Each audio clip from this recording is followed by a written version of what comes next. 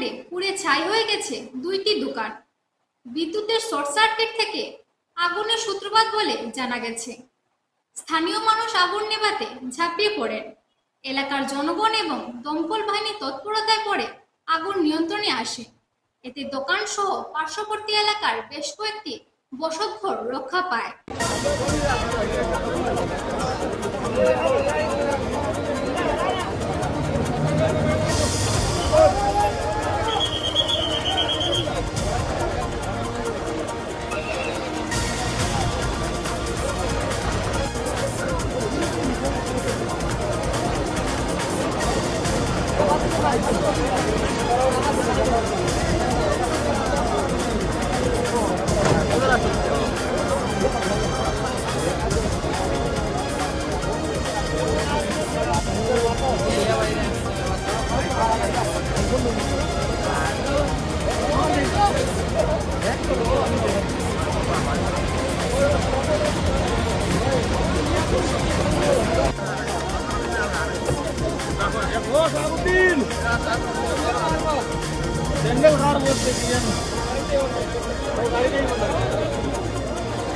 बालकुन रोक रे सोनी हराई दी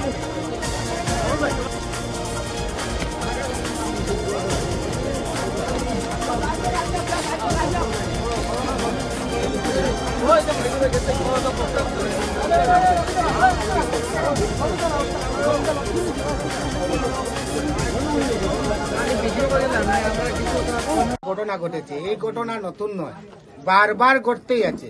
আর আমাদের এলাকা থেকে বারবার আমরা দাবি জানাচ্ছি যে ফায়ার ব্রিগেড বিগত 4 মাস আগে এখানে একটি ঘর আগুন লেগেছিল, একটি দোকান পুরা মানে জলে ছারখার হয়ে যায়, 4টা দোকান।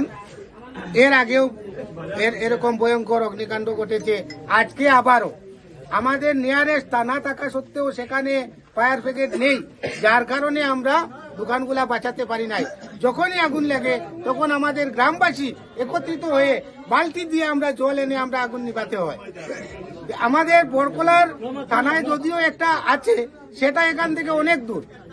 আমার দাবি যে প্রতিটি থানায়, আমার বরকলা সমষ্টি সহ কাছাড়ের জেলার প্রতিটি থানায় যেন একটি করে ফায়ার ব্রিগেড দেওয়া হয়, এটাই আমাদের সরকারের কাছে দাবি। কারণ বারবার অগ্নিকাণ্ডের ঘটনা ঘটে আমাদের বড়বাজাত্রাপুর থেকে শুরু করে এইদিকে তিনগড়ি পর্যন্ত, এখানের মধ্যে কোনো ফায়ার ব্রিগেড নেই। বরকলায় থানায় যদিও আছে, সেটা সেই দিকটাও কভার করতে পারছে না, এত খারাপ ভয়াবহ রাস্তা। এখন আজকে আসার সময় বরকলা থানার যে ফায়ার ব্রিগেডটি, সেটা কিশোরনাথ স্কুলের সম্মুখে দাঁড়িয়ে আছে, সে কোন দিকে যাবো রাস্তাই পাচ্ছে না। তারপর আমি এই দিক থেকে আসার সময় আমার পিছে পিছে সেই গাড়িটিকে নিয়ে আসি। এর ভিতরে আসার আগেই আমার গ্রামবাসীরা আগুনটি নিভিয়ে দেন। আমি সবাইকে ধন্যবাদ জানাই। এবং আমরা এখানে এখন ভাঙ্গার ভার বাড়িতে এসেছি, এই কারণে আমাদের জেলা পরিষদ সদস্য এখানে আছেন, আমার মুসলিমউদ্দিন ভাই সহ আমরা এলাকাবাসী সবাই এসেছি।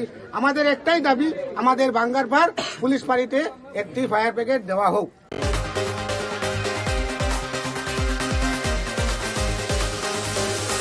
নিয়ে নিচ্ছে একটি বিজ্ঞাপন বিরতি।